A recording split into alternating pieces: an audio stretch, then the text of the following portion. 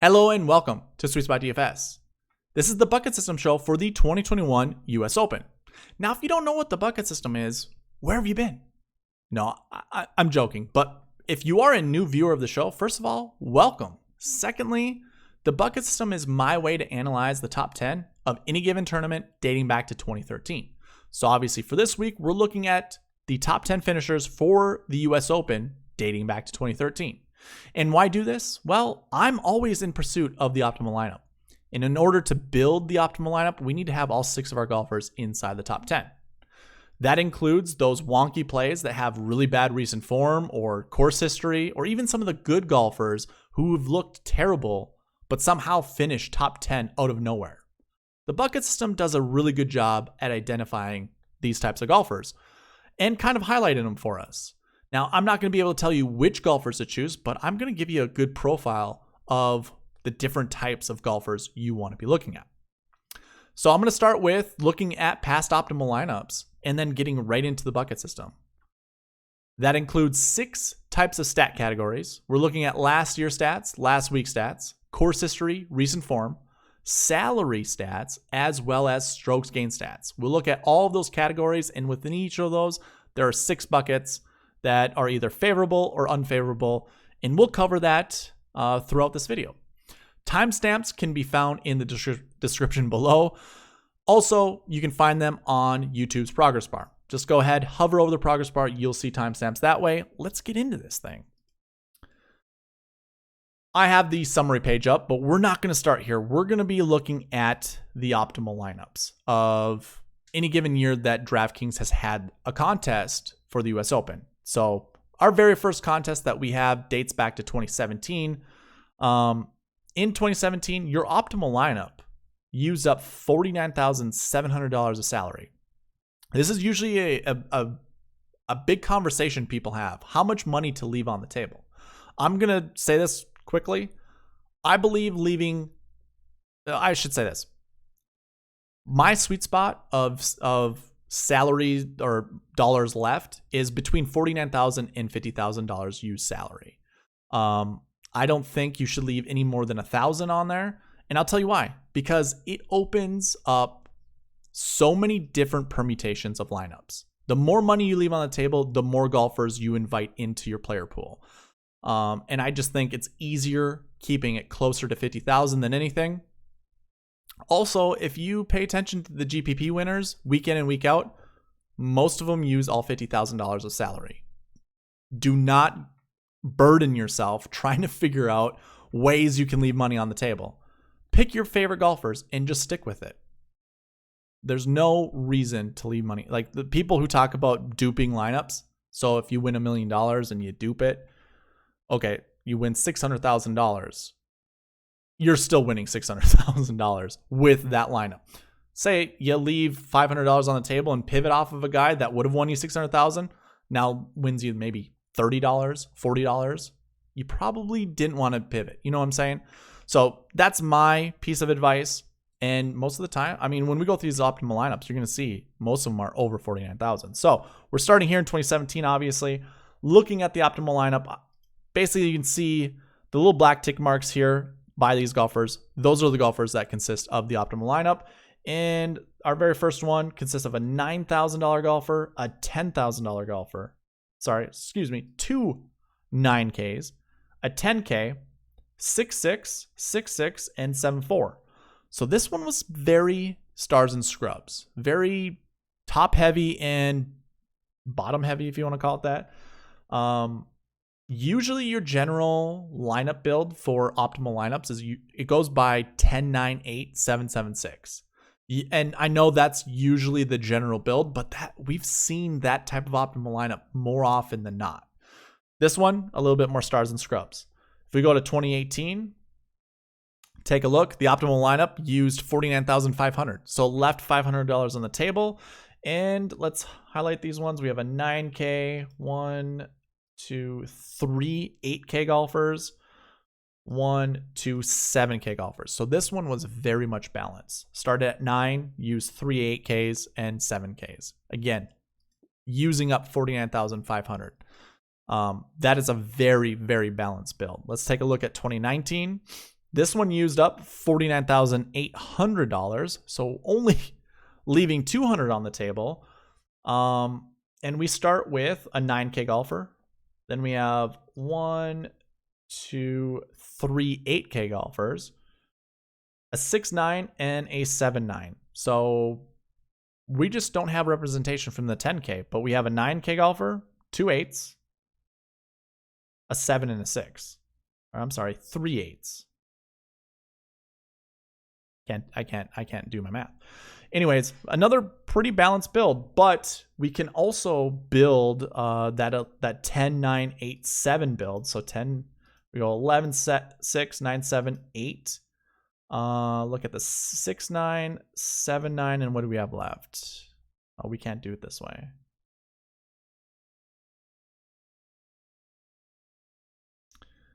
Was it something like this?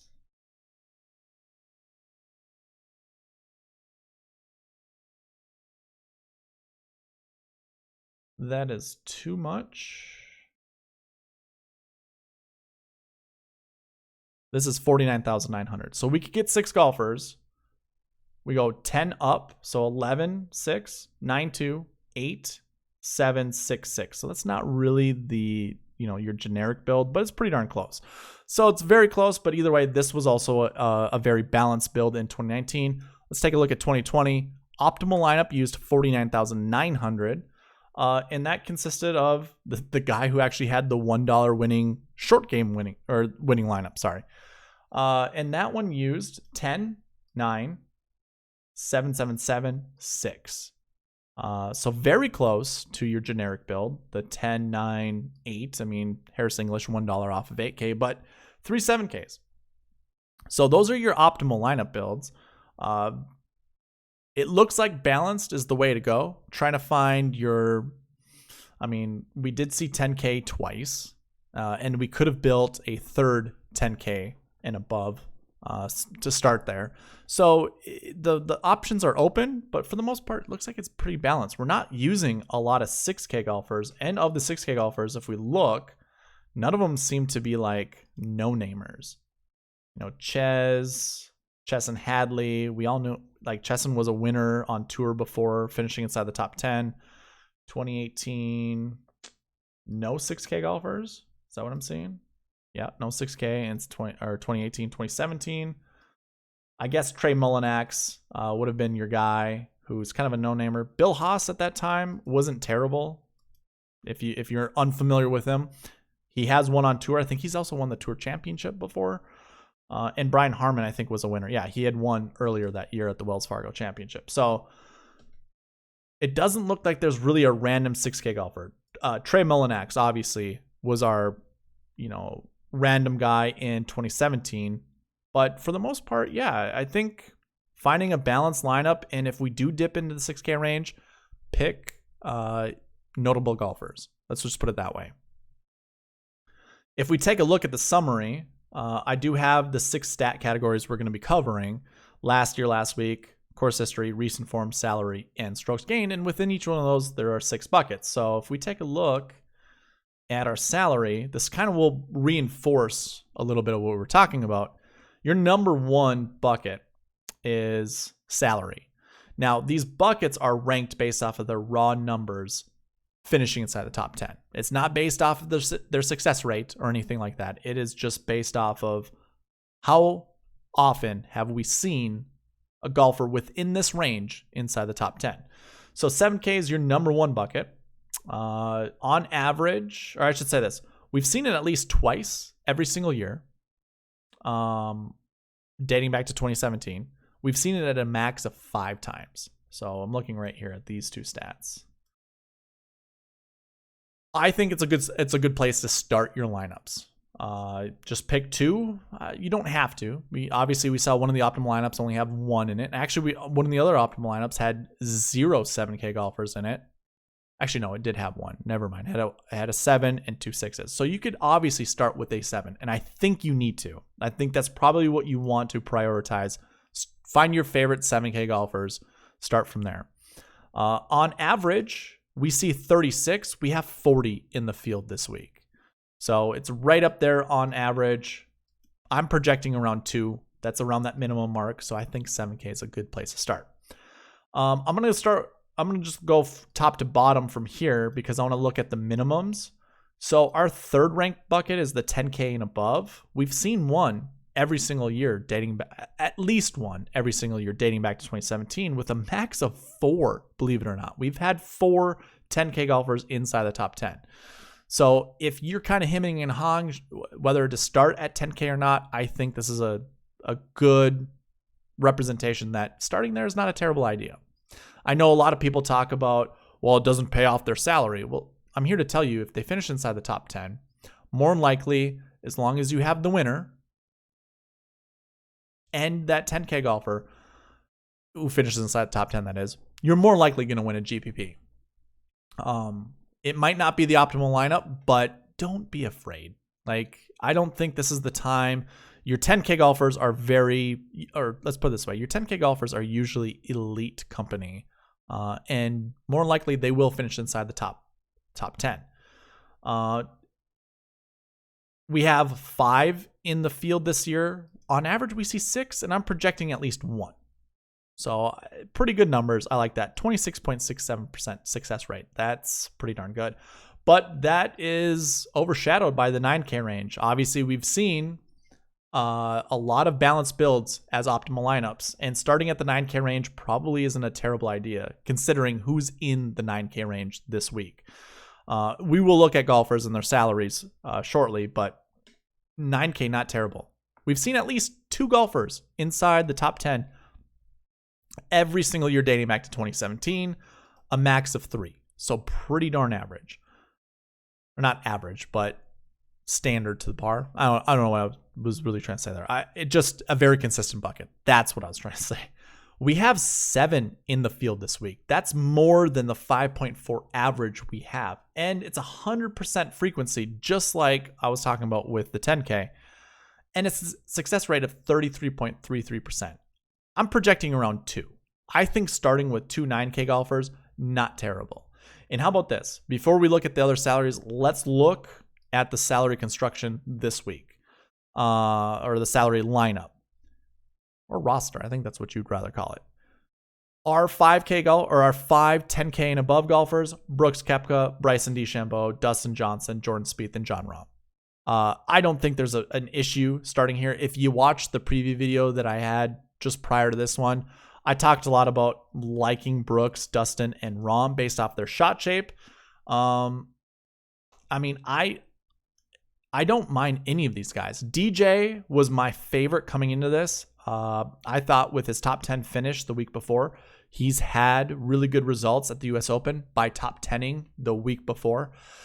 His recent form average is kind of suspect. I'm not sure exactly how I feel now knowing that about Dustin Johnson, but it's not a bad play. And this is at Torrey Pines, where, he's seen success before. So has Jon Rahm. He's your favorite this week. Salary, I think even odds. So yeah, 10K and above, I don't think you can go wrong there. But this 9K range is just chocked full of good golfers. Rory McIlroy, Justin Thomas, those 2 guys. What's Rory and JT in the world? JT's number 2 in the world. He's $9,700. Explain that one. And Rory's number 10, so obviously not super great. But Jordan Spieth is 23rd ranked golfer in the world, and he's the second priced guy. I think one of these 9K golfers obviously is going to finish inside the top 10, if not the top 5. And I wouldn't be surprised if we see 2 or 3 of these guys. There's not a single one of these guys that I don't like. I guess Colin Morikawa I'd be a little bit less on, but I've been wrong there many times before. He's proven me wrong. He's a solid golfer. Your 9K range is phenomenal.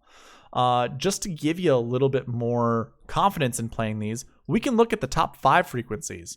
We've seen at least one 10K inside the top 5 every single year, and at least one 9K inside the top 5 every single year. So don't feel afraid to play a 10K, or, well, obviously you're probably not afraid to play 9K because it's just so juicy in the 9K range. But yeah, that's all I have to say about the 10 and 9K range. Our 4th ranked bucket's the 8K range. We've seen 0 before finish inside the top 10. So it's not an automatic one. The frequency rate is 75%. We're looking at 4 years of data. So that means 3 to 4 years we've had an 8K golfer inside the top 10. So that's pretty good. 14.58% success rate. That's not all that good, but I mean, there's potential. We've seen 2 inside the top 5 before. And if you've noticed, obviously a lot of our optimal lineups have 8K golfers in them as well. So that's basically where I'd start. If we're looking at the 6K range, your better 6K range is 6.5 and up. It's better than the 6 or below 6.5, just barely.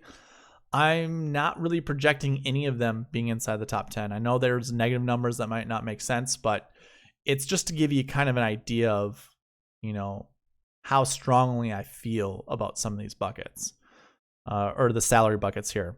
Now we have 41 on 41 this year for the 6.5 and above. On average, we see 43. For below 6.5, we have 49 and average 49. There's no real good way to say this. I mean, I guess when we look at the 6.5 and above, if we look at our top 20 frequency, so if we're going to give ourselves a consolation, seeing at least three inside the top 20 is, I guess, helpful, pretty helpful. It just shows there's more confidence there than, 6.5 and below, or below 6.5. So yeah, that's how I look at the salary. We can move on to, I think we want to look at last year's stats. I always like to start with last year's stats. So why I chose last year's stats, and really honestly why I chose last week's stats as one of the stat categories, is I'm a competitive golfer myself. And most of the time, you guys at home will remember 2 things when you go to the golf course next, if you are a golfer. 1, the last time you played a particular golf course, and 2, the last time you went out and golfed. So the first one probably not going to be as, you won't remember it as much, but let's say you go to a golf course, you play once a year, you will remember that golf course. Now, for last year's stats, obviously I was talking about golf courses, but this is tournament. I like to think if I'm in a tournament and I'm playing the US Open, last year I missed the cut. That's going to give me a lot of motivation to do better the next year. And don't get me wrong, a lot of golfers do have that motivation, but you can also think of it on the flip side. If you've finished top 20 a bunch of times, you might fall into a little bit of, what's the word I'm looking for? It starts with C. It starts with a C, I'm pretty sure.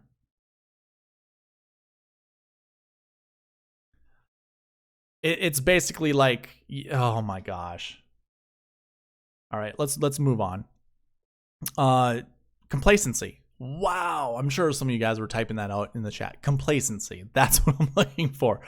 It might provide a little complacency. Like, it happens to all of us. We're just an autopilot because of how well we're doing or whatever. I mean, just think of like any other sport you might play, bowling or whatever. Strike, and it's like, man, this is getting pretty good. And then you just have a little hiccup and you don't get the next strike. Now, I know that's a more specific, in-game type of thing. This is a new tournament, but that stuff applies. A lot of times it's probably the golf course is a little different, might not be a course fit, that kind of stuff. A lot of stuff plays a factor, but just from a principle by principle, I do think that does play into effect. So either way, what we've seen year in and year out, your number one bucket for last year results are golfers finishing inside the top 20. And I think a large part of that is these are your elite golfers. So if we were to take a look at all my recent form pages in 2020, you can see this last year tab here and the golfers who finished top 20 the week before, or top 20 the year before, and finishing top 10 in that tournament. We had 5 in 2020. Simpson at 10-7, Rory at 10-5, Schauffele at 10-1, and Louis at 7-6. So it's a pretty decent. Actually, no. 2 10K golfers and a 9K golfer so close to the 10K range, you could call them 10K. A lot of your best golfers. But then there's Louis. Louis is a very good golfer. Like, He's not elite good, but he's up there. You know, he's definitely on the B team for sure. So yeah, I mean, just looking at 2020 and 2019, you had Brooks. Obviously, that's a given, but that's a 10K golfer. You had Rose. Again, we're looking at this column. Xander, Louis once again, Henrik Stenson. So you had 5 golfers there also who had top 10 or top 20 finishes the week before. So getting back to the summary, start your lineups there. Now, the least amount of times we've seen is 1, meaning at least 1 golfer in this bucket has finished inside the top 10 every single year. We have a 100% frequency rate, 21.54% success rate, 18 in the bucket this week, usually 18 in this tournament. I'm projecting around like nearly 4 golfers from this bucket finishing inside the top 10.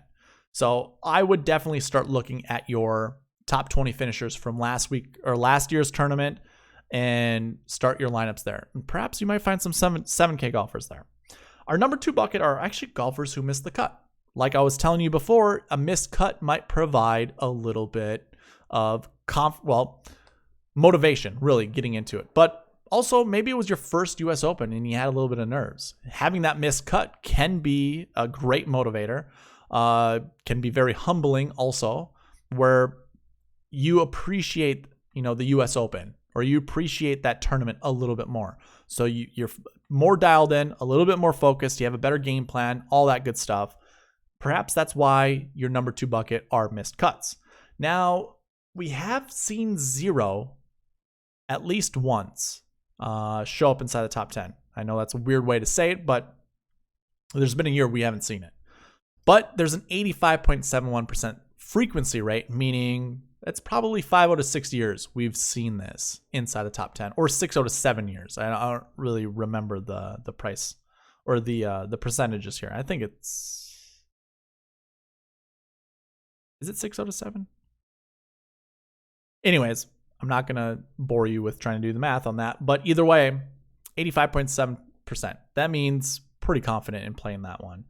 9.73% success rate, not great, but we have 34 in the field this week. We usually see 26. With all of that, I'm projecting around 2.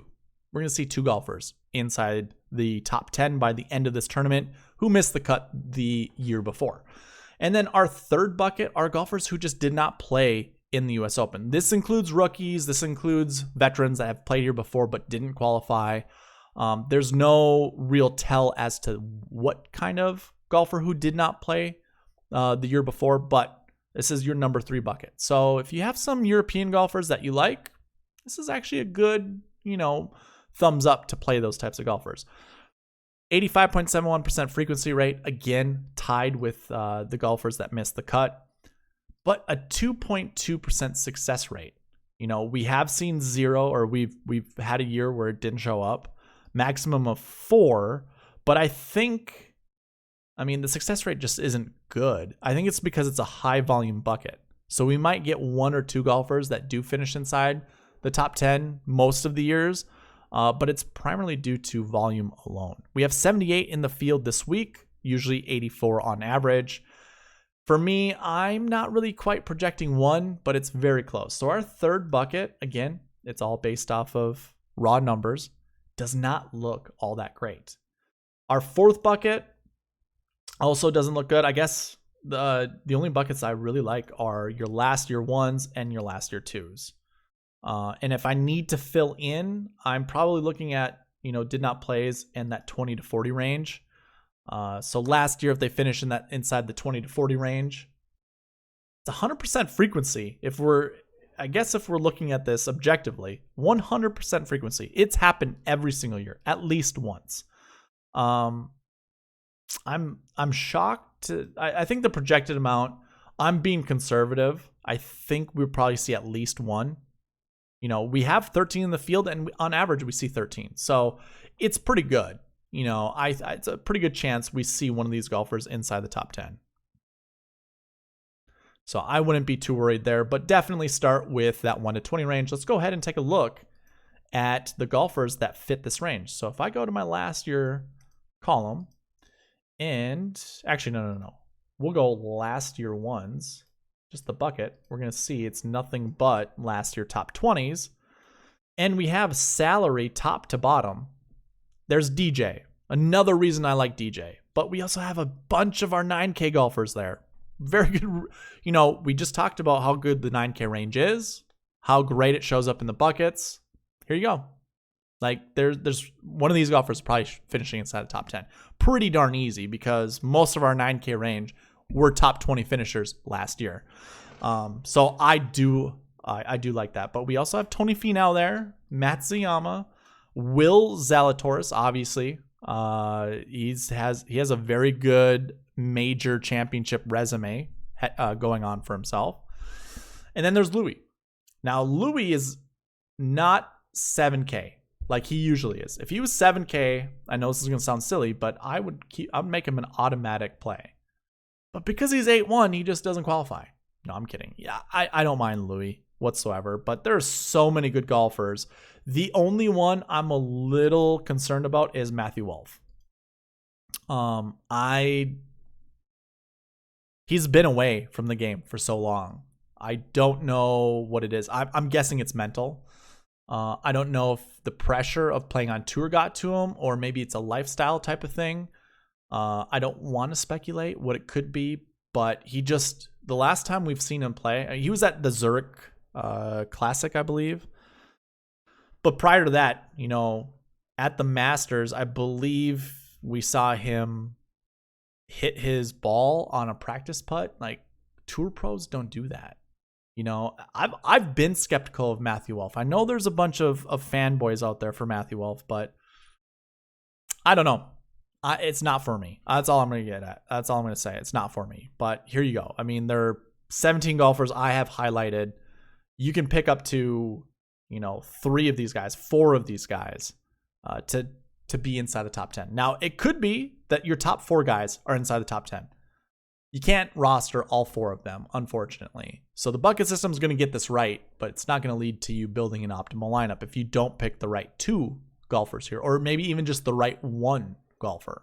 That's also a big thing. So keep that in mind. Sometimes it just doesn't work out for building lineups the way we want it to.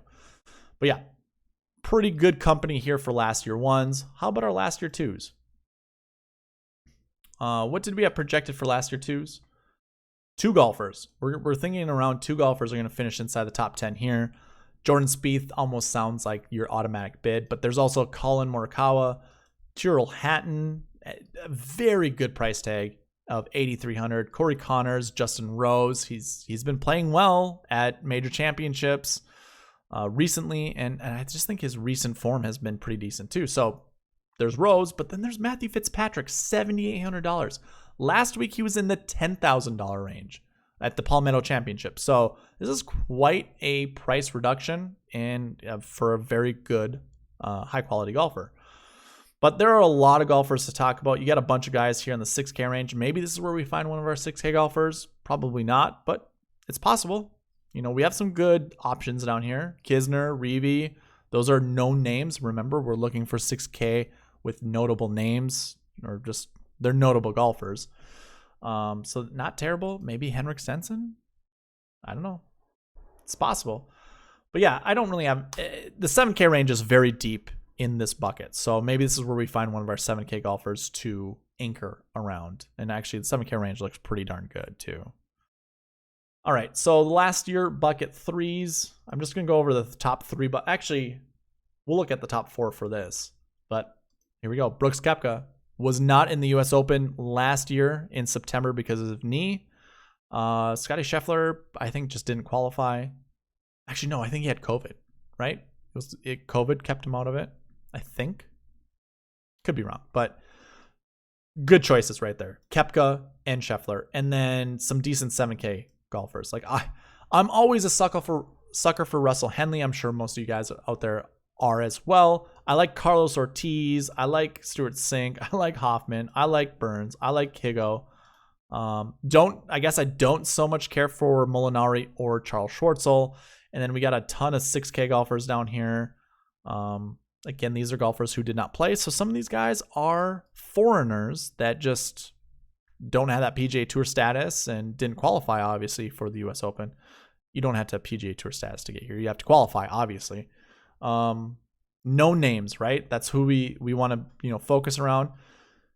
Well, you could say Wilco Nienaber is a no name, but really he isn't. Like, he doesn't have a presence on the PGA Tour. He is a very good golfer. KH Lee has had really good success recently, so that's not a terrible play. We could talk about Vegas being a notable guy, I guess. I don't personally put him in that regard. Brendan Steele, I would, though. So Brendan Steele looks like a pretty good value play here at 6,500. And I think I'd probably just stay there. I don't really see anyone that I want to hang my hat on. So let's take a look at our last year bucket 4 golfers. And this one is a good one, too. We have Jon Rahm, obviously. So him alone could propel this bucket into the top 10. But underneath him, we have Daniel Berger, Cameron Smith, Sungjae Im, Joaquin Niemann, a ton of good 7K golfers. I'll say this. This bucket is going to finish inside the top 10 at least once, if not twice. So these golfers, most of these right here, are way too good. I do like Eric Van Rooyen this week. I don't mind Rafael Cabrera Bello. I would call him a known golfer. Like, he has shown up in a bunch of tournaments this year, and has a pretty decent track record inside the US Open. 39.6 is his average finishing position. I don't know how many events he's played, but I think it's more than 2. I'm pretty sure it's more than 2. So 39.6, not terrible. I do like RCB. Let's move on and look at our last week buckets. So we're looking at golfers who either played in the Palmetto Championship last week or did not, basically. And on average, your number one bucket are golfers who did not play the week before. The US Open is a daunting track. So sometimes it doesn't make sense to fatigue yourself the week before. On average, we see 123 golfers in this bucket. So that it's 156 person field. 120 of them, on average, do not play prior to the tournament, leaving 30-some golfers left from the week before. So what this is going to help us do is try to figure out the rest of the field, the rest of the buckets. But for the did not plays, we have 129 in the field this week. It's a 7.41% success rate. That's because it's a large bucket, and I don't even know what to say. A minimum of 6. If you wanted to start all your lineups here, go for it. It will reduce your field, the amount of players you can play, from 156 to 123. Yay, you. It's a joke, but this is difficult. The rest of the buckets are projecting in the negative, and that's only because I'm -1 from the original projection. So the only one that really survives are those that top 20 the week before. Otherwise, I'm projecting 0 or less for all of the remaining buckets. Now, the top 20, we have 9 in the field this week. We usually see 7. The rest of the buckets are pretty pitiful. They're underneath their averages. So I don't really care to talk about some of these other ones. But I guess your bucket 3 would be, the 20 to 40 range. We do see them inside the top 5. So there is some conversation to be had. And the success rate for top 20s is actually pretty high. 14.52%. Frequency rate, 75%. That's pretty decent. Yeah, let's go ahead and take a look. I'm not going to look at the last week ones. Actually, you know what? I'll do it just to humor you guys. Last week ones, how many 8K and above? Wow.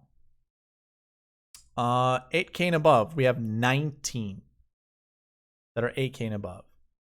Jon Rahm, Jordan Spieth, Bryson, those are your 10K golfers who did not play last week. Obviously, Brooks and Dustin did. So Brooks missed the cut, and Dustin finished top 10, he did finish top 10, but he's in that top 20 range. But then a bunch of our other golfers here, super good golfers. Not really necessary to talk about those guys. Let's look at our last week 2s.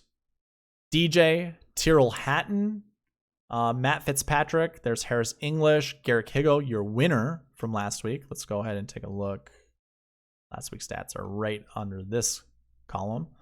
Wilco Nienaber. Ches Reavie is a known golfer, so we're looking for 6K known golfers. Ches Reavie might be one of them. Johnny Vegas and Eric Van Rooyen. Now, at most, we've seen 2. So don't get gung-ho with this group. I don't think we're going to see more than 2. We could see 2. Like the chances of seeing 2, I think, are pretty high. And my projection 0.31, this is very conservative. I do think we're going to find at least one of our golfers inside the top 10 for or in this bucket. So I think I'd probably start here too. You know, when I build the optimizer, my conditional probably going to have one of these guys on there. And speaking of optimizers, I forgot to mention this. You have a chance to get it. I'm doing a giveaway. Tell me what your favorite play. Well, tell me this. Your favorite bucket and your favorite play from that bucket. I want to know that. Leave it in the comment section below. The rest of the things you need to do, you need to be subscribed to the channel. Got to like the video. And you'll have to email me because YouTube doesn't allow me to see your email address unless you make it public. So email me at SweetSpotDFS@gmail.com and tell me you would like to have the optimizer, and I will send it your way. On Twitter, all you got to do is like this video, retweet it, and I will send it to you. I will reach out to you. Oh, you also have to be following me too. I think that's a given. But I'll reach out to you, ask you if you want it. We'll exchange email addresses, and I will send it to you that way. Let's see here. Something just went in the head, and I forgot exactly what I was going to say. All right. So yeah, here's your last week 2s. We can take a look at the last week 3s, although yeah, it's not very big. 3 golfers in it.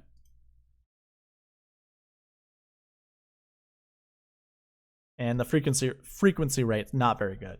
But hey, maybe you don't mind taking the risk here, starting with either of these guys. I think I will probably pass. I mean, I'll play some of these guys, but it's not going to be all that much.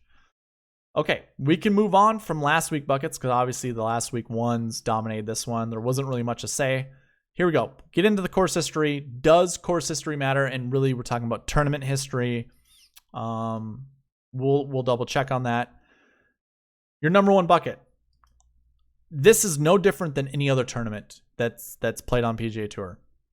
The number 1 bucket that finishes inside the top 10 are golfers that have an average finishing position between 40th and 60th place. So obviously it can fluctuate. You know, maybe they get a top 10 and then miscut the next week or the next year. The average there is going to be around 40. So it's going to be just over 40. That can happen sometimes. You can miscut and top 10 or top 20 and finish in or be in this range. But yeah, this is your number 1 bucket. We have 39 in the field this week. On average, we see 30. There's a 100% frequency rate, meaning we've seen at least 1. In fact, we've seen at least 2 every single year. And I think this bucket actually dates back to 2015 because I didn't have course history in 2014 or 2013. A 13% success rate, that's not huge. It's not great. But with that success rate and 39 golfers in the field this week, I'm projecting around 5. And that's actually a conservative number. So I think we're going to see a ton of golfers with that course history range. Let's take a look who those golfers are. So your course history 3 golfers. Oh, I'm sorry. I messed that up. Course history 1 golfers.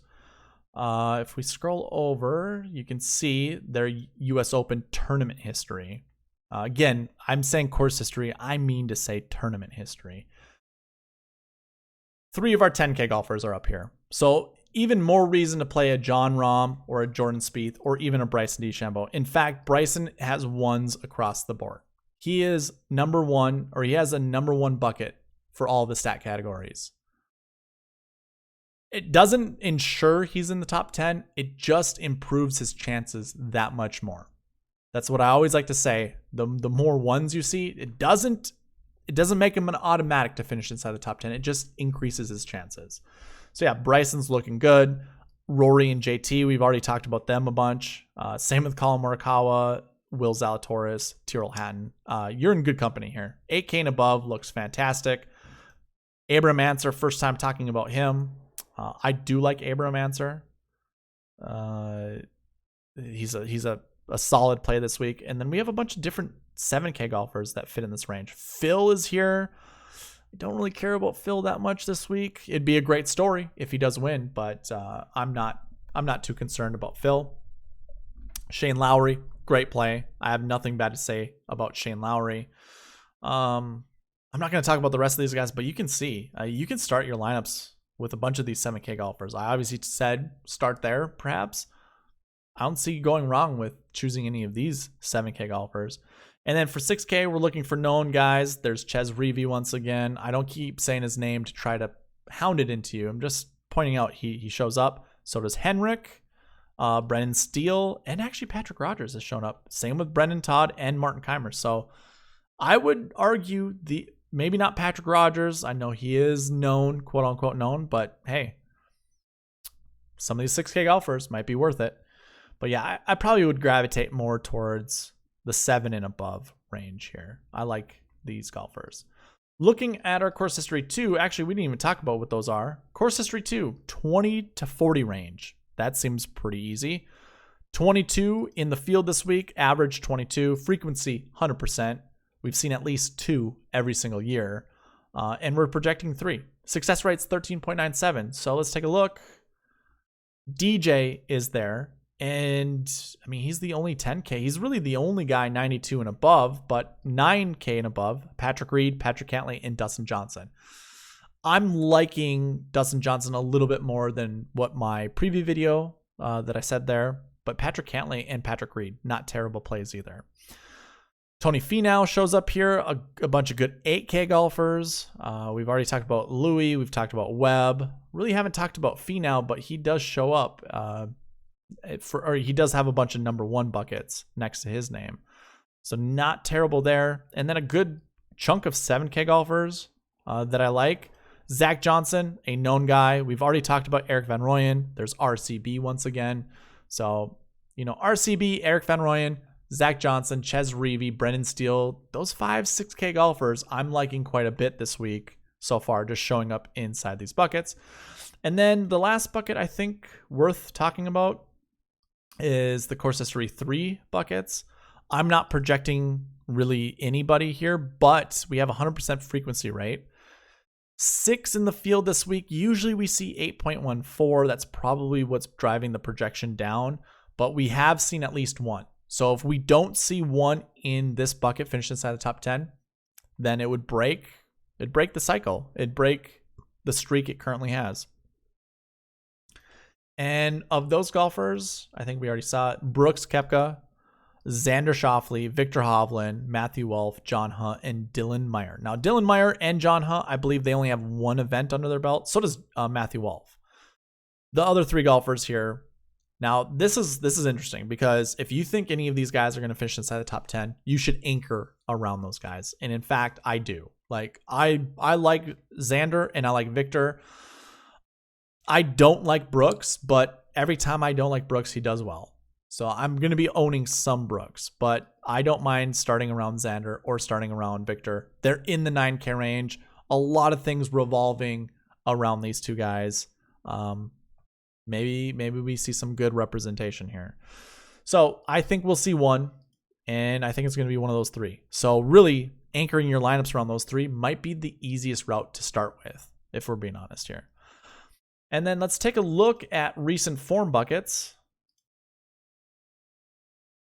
Our number 1 bucket, and this is pretty standard too, week in and week out. So the US Open, no different than a regular PGA Tour event when it comes to recent form and course history. Your 20 to 40 range.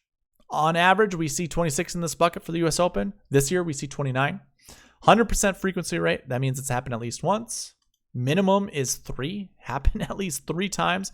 And 19.55% success rate, projecting around 5.67. So 5 golfers at least, I think, will finish inside the top 10 here, which is nuts. That is crazy. So let's take a look. Who are those golfers? Who are those guys? Bryson, you're 10K. You're only 10K and above in this range. But then we have Rory, Xander once again, Victor once again, the 2 Patricks, And I mean, a bunch of good 8K golfers. We see Webb again. Tony keeps showing up. Tony Finau, Scotty Scheffler. I don't mind any of these guys. The 7K range is solid as well. Burns, Kokrak, Lowry, Neiman, Stu Cink, Streelman shows up again. Carlos Ortiz. And really the 6K range, Johnny Vegas is really the only known guy. I don't think I would really anchor around him, but hey, if you do like him, good things right here. Our recent form 2 golfers are that 40 to 60 range. This is again standard on PGA Tour. On average, we see 31. We have 32 in the field, 85.71% frequency rate. That means at least one time it didn't show up inside the top 10. Obviously, we see that with a 0. 6.76% success rate, which is not good, but that does leave us with a projection of 1.16. So we're projecting at least one guy out of this recent form 2 bucket. And I think it's pretty simple. We're going to see at least one. Brooks, DJ, and Rahm. I honestly don't mind anchoring around these guys because I like DJ and I like Rahm. I don't care for Brooks, but if I ever wanted to hedge my money, that's a good reason to. Then we have JT, Matsuyama, Zalatoris, all 8K and above. Really, a lot of our 9K range is not found here except for JT. A bunch of 7K golfers, though. Like, I like Adam Scott. I think he's a decent play. There's Matt Fitzpatrick. We've already talked about him. I do like Max Homa, too. Horschel's not a terrible play. I guess let's skip a little bit past the 7 into the 6K range. Now we have Brennan Todd up there. There's RCB once again, KH Lee, Zach Johnson. So yeah, not terrible plays there when we look at the buckets. And then our recent form 3s are really good recent form between 1 to 20. So these are guys that are on fire. On average, we see 8.25. There's 7 in the field this week, 85.71% frequency rate, meaning probably one time it didn't happen. Obviously, we see 0 for a minimum. 22.03% success rate. With that, I'm projecting 0.5. Let's take a look to see who those golfers are to actually get a good idea if that 0.5 should be at least 1. Spieth, Morikawa, Hatton, Usti, Casey, Answer, and Nienaber. Dare I say I actually don't find this bucket that trustworthy. Like, some of these golfers, I like their buckets. I like who these golfers are. They're very capable golfers, but dare I say I don't trust this bucket. Because I don't. I mean, I do like Answer as a whole. Like, he's a solid golfer at 7.9. That's great value. Gives me pause for Jordan Spieth. I will be playing him, but I don't think I'm going to be anchoring around Jordan Spieth. Colin Morikawa, not terrible. Tyrrell Hatton, I do like Hatton. I told you Usti is $200 too expensive. I'm not going to nitpick, but I'm just saying my confidence rate in this is not 100% for one of these guys finishing inside the top 10. It's high, but it's not 100% like some of the other buckets. So yeah, 0.5. I guess, I mean, if I was to put my own projection on it, it would be like 0.9. Like I'm 90% there, not 100%. And then you can see some of these other buckets. I actually do have one projected for recent form bucket 4s, and I think that's because it is over. There's 25 golfers in that bucket this week. On average, 23, so it's a little bit over. 8.07% success rate, 85% frequency rate. So just like bucket 2 and bucket 3, not terrible. Let's take a look. Recent form bucket 4s.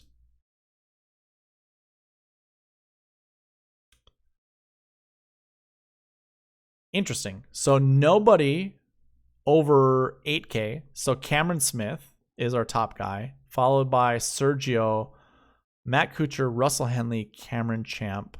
And then we have 6'9", Sebastian Munoz. So I would say he's a notable guy. I like him. Reavie, Kisner, Griffin, EVR, Stenson. These are guys we've already talked about. Brendan Steele. Okay, so maybe our 6K range, like our golfer in the 6K range, comes from here. These are golfers, the ones I have highlighted, I'm going to be playing in a lot of my lineups.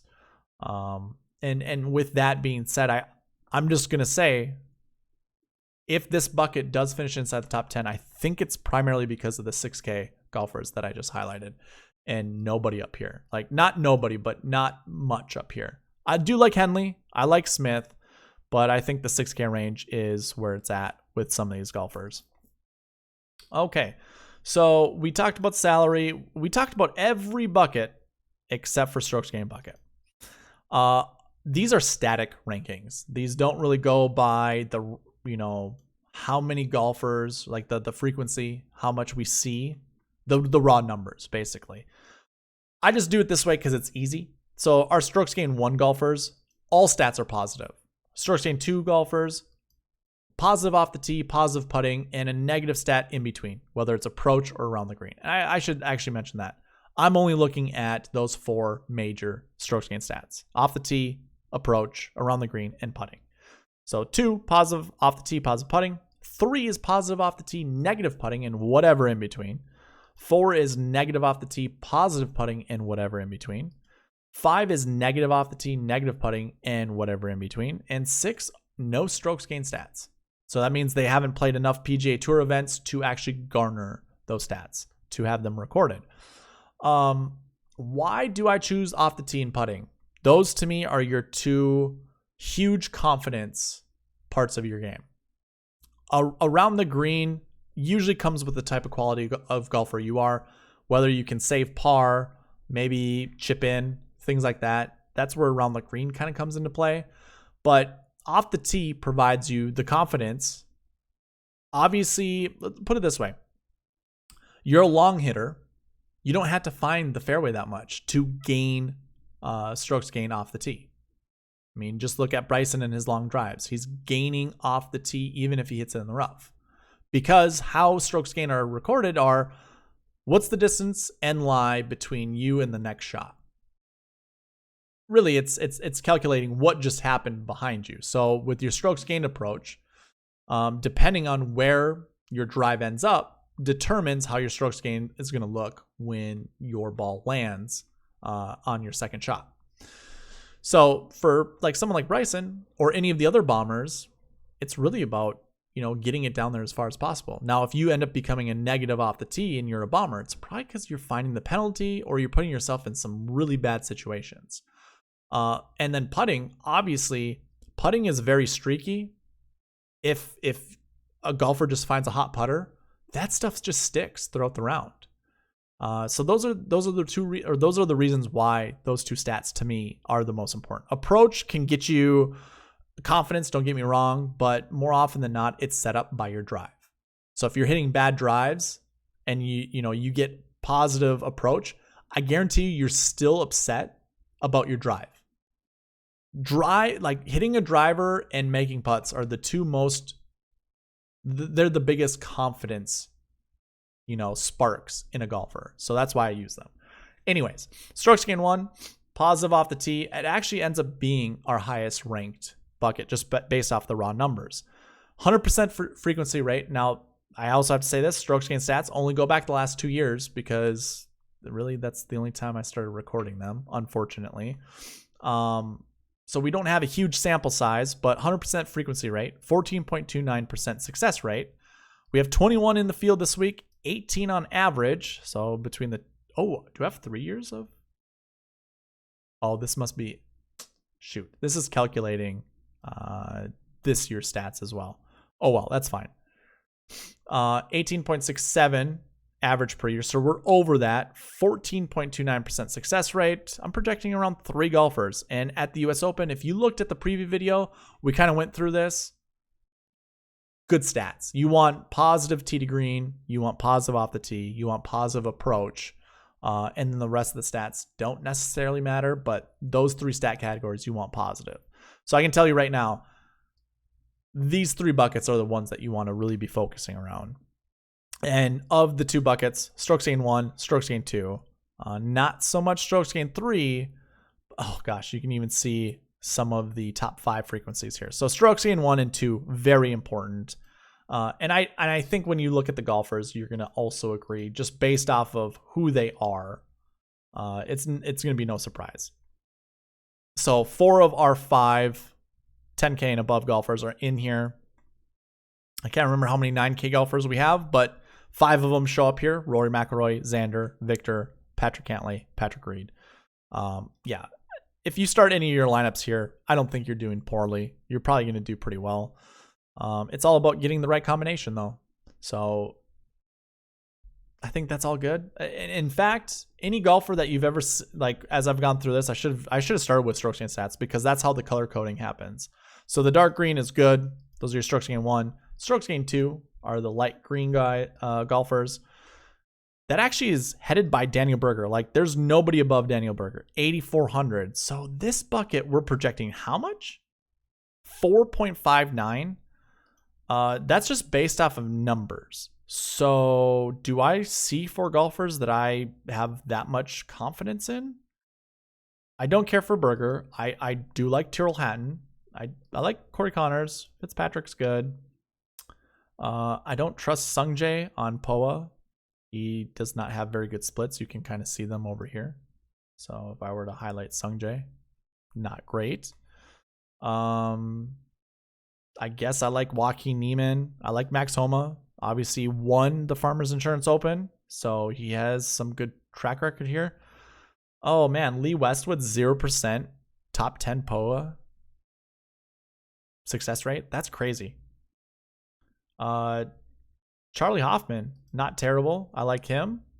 Streelman, Carlos Ortiz. There's Sebastian Munoz, Griffin. Okay, so there's a possibility. You know, we see, what was it, projected 4? There's a possibility. I just don't see it. I think we see at least 2. So I'm going to, when I do my constraints, I might even just put this as 1. I'll definitely make sure I get 1 of these guys, but I'm not confident that this is actually going to hit the projected amount. And the projected amount is success rate times how many are in the bucket this year. So yeah, it's, I think, right?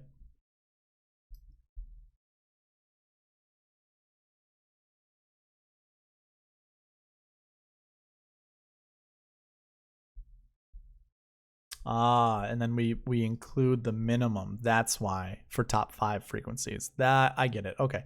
So really, if we take this away, this 3, that becomes 1.59. And I'm more comfortable with that than taking this into account. This is just kind of a confidence reading. But for me, with this bucket, the golfers I actually see in it, I'm not that confident in it. And then strokes gained bucket 3, I think we have Morikawa and JT in this one. Yep, Morikawa, JT, Finau, Matsuyama. I'm much more confident in this bucket than I am in bucket 2. Actually, really, it's just because of these golfers up here. I do like Shane Lowry. Again, we see Ches Reavie. We already talked about him. Vegas, we've talked about as well, and Brendan Steele. So yeah, I like this bucket. I bet you just as many finish inside the top 10 here as strokes gained bucket 2 golfers. And then I'm just going to open everything else up, because if you do see some of these other colors, 4, Jordan Spieth is a strokes gained bucket 4. That's negative off the tee and positive putting. Is that something we want here? I mean, Jordan Spieth is the type of golfer that can get away with it. But we go down, Justin Rose, another strokes gained bucket 4. Tommy Fleetwood, strokes gained bucket 5. That's negative off the tee, negative putting. Yeah, why don't we just look at everybody just so you get a good idea of what we see. Strokes gained bucket 4. We even have Phil in this. I like Adam Scott. So some decent golfers here. Zach Johnson, Brendan Todd, RCB. We've already talked about those guys. Leishman, didn't really talk about him.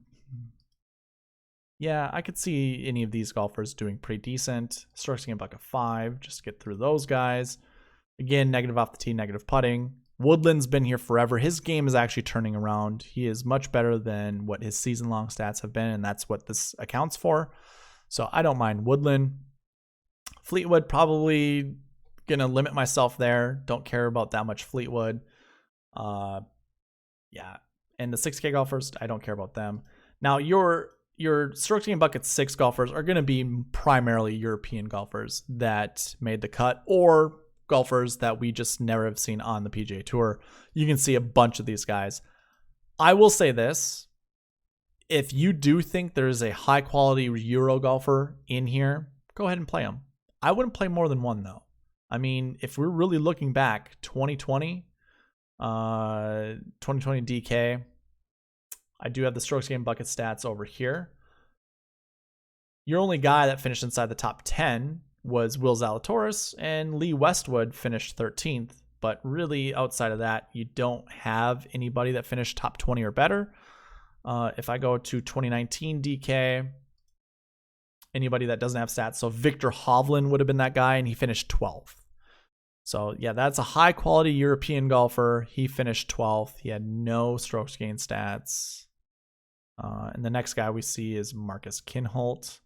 I don't know how many we actually... Oh, there you go. Colin Morikawa was in that group.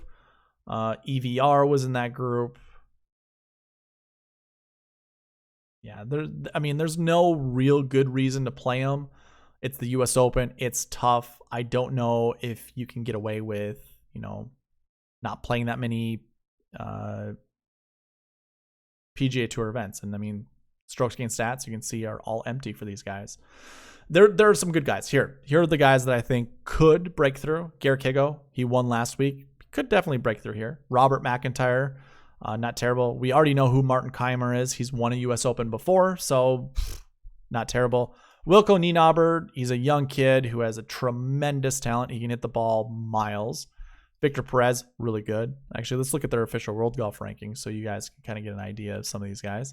Yeah, Perez, number 35 in the world. Higgo, 54th. McIntyre, 47th. Like, just on that principle alone, they're good. Cameron Young, lot of talk about him. I don't care really that much. Guido, I know he's won on the European Tour before. Thomas Dietrich, Grayson Sigg, Jordan L. Smith. Haven't seen him in forever. I don't really have anything else to say about these guys. Play at your own risk. I don't mind Matthew Southgate. Used to be pretty decent not too long ago. Wow, Chan Kim, 82nd in the world. Oh man, Rakuya Hoshino, is that how you say his name? 77th in the world. Yeah, I don't really care about some of these other guys, but that's going to cover the bucket system. I mean, those are all your strokes gained stats. I just want to show you all of those strokes gained bucket 6 golfers, just in case you were kind of curious as to who they are. All right, so that concludes the bucket system. I have nothing else to say. According to the buckets, again, it is our way of analyzing the top 10, trying to figure out the best plays to put in here.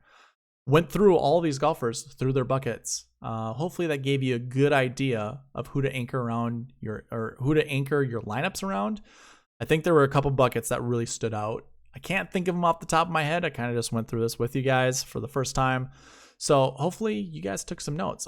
It's a video. It'll be on YouTube. You can obviously rewatch it, pause it, take notes, that kind of stuff. But also, you can get this sheet you see here, the dream sheet, because I'm putting it on the optimizer. And in order to do that, I had said it earlier in the video, tell me your best bucket and the best golfer in that bucket. Like, what is your favorite bucket and the golfer that you would lock in your lineups based off of that bucket? And if you're on YouTube, got to be subscribed, got to like the video, and then email me, at SweetSpotDFS@gmail.com that you would like this optimizer. On Twitter, you got to be following me, like the tweet that I'm going to send out with this video, and then retweet it. And I'll reach out to you saying, hey, do you want this optimizer? And then we'll exchange emails that way.